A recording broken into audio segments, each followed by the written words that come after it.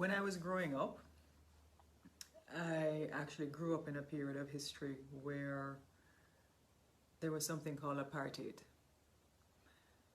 And in my lifetime, I witnessed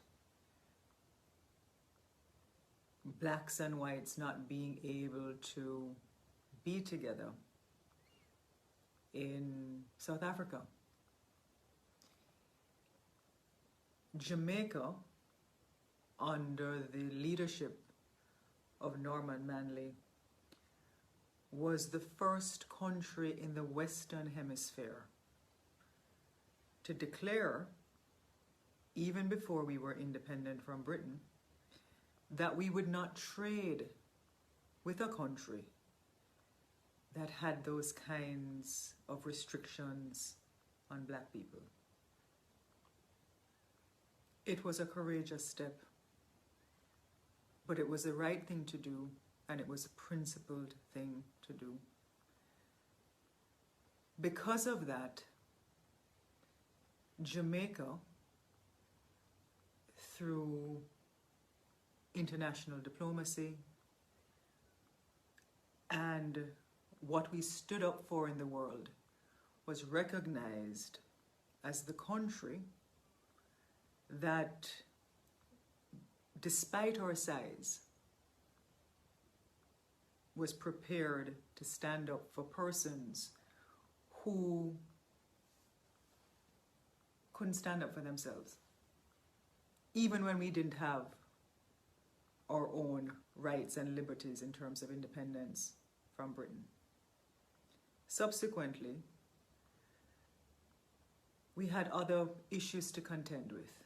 And so in the 1970s, when Michael Manley decided that he was now going to trade and have South-South cooperation with Africa and have a new international economic order with Africa and countries in Africa, Kissinger visited here in 1976 to tell Michael Manley to stay out of Africa.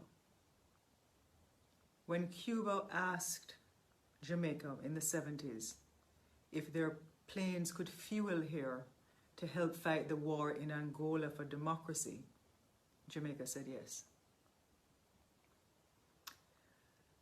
Through our music, through our agitation, through our principled approaches, Jamaica has always been that country that has stood up as a beacon in the world for human rights and justice. Not interfering in people's political affairs, but the world knew where we stood. And that is perhaps why when Kenyatta was arrested in 1953, he called for a Jamaican to represent him by the name of Dudley Thompson, because the Pan-Africanist movement was a vibration in the world. Perhaps that is why when I got to South Africa in the early 90s, or, let me back up, there are two places when Nelson Mandela was freed that he had to visit first. First was Cuba, the other was Jamaica. And perhaps that is why when I got to South Africa, the South Africans were very, very clear about Jamaica's role in their freedom, with other countries as well. But they could speak about our music. They could speak about Bob Marley and the concert in Zimbabwe for freedom and for democracy. So I want Jamaican young people to understand that perhaps you are questioning why some of us are taking a stand for the freedom of our black brothers and sisters in other places, when obviously we have issues here. It is because it's in our DNA. It is because it's who we are. It is because 100 years before full freedom, there was a woman who walked from Portland in the east to tell her brother in St. Elizabeth not to trust the British. That woman was Nanny, and her brother was Kojo. and 100 years, regardless of what the history says and how it's written, there was a woman and a set of people in Jamaica who beat the British 100 years before full freedom in this country. It's who we are, it's in our DNA. And perhaps we need to find, again, that fervor to speak up for issues that threaten not only our mortality, but threaten our presence, because guess what? The history of America is built on black people. We can go to Starbucks in the United States and sit down. Our children can go to universities there. We can visit, some of us, if we choose to, and feel free as Caribbean nationals because of the rioting.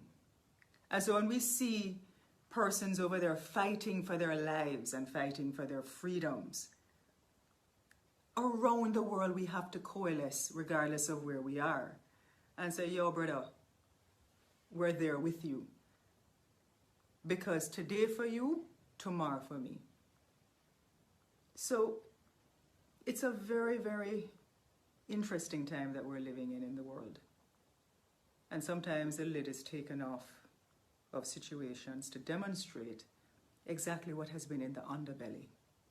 And people are angry, especially countries around the world perhaps, that feel that the United States has interfered in their own affairs when all of this is happening in their country. I'm not going to get into that. What I want us to get into is who we are as Jamaicans, those things that we stand up for in terms of our character, why it is that we are so respected around the world. It is because we've always stood up on principle. We've always stood up for the underdog. We've always stood up for freedom, for liberty, for solidarity. And we've always been a revolutionary people. Our reggae music is revolutionary. It's inspiring. It breaks down dogma. It shatters propaganda. It's a vanguard of making sure that people feel liberated, and it carries you through the struggle. So for whatever else that we're all feeling at this point, because I have a son. You have children. We have relatives that live in the United States. The diaspora of Jamaica and the Caribbean and Africa all helped to build that country and all helped to build the UK. And their children, their grandchildren are there. So, even if you can't get out on the road, feel that spirit of solidarity. And also feel the spirit here for children who are being raped, for mothers who are being abused, for every time a young man goes out there and for some reason somebody just hears him gunned down. When will it get to a point where enough is enough? I'm asking you to dig deep. Dig deep and remember the history of who we are as Jamaicans. Not segregating by virtue of whether we're in a geographical location or if we're in Jamaica,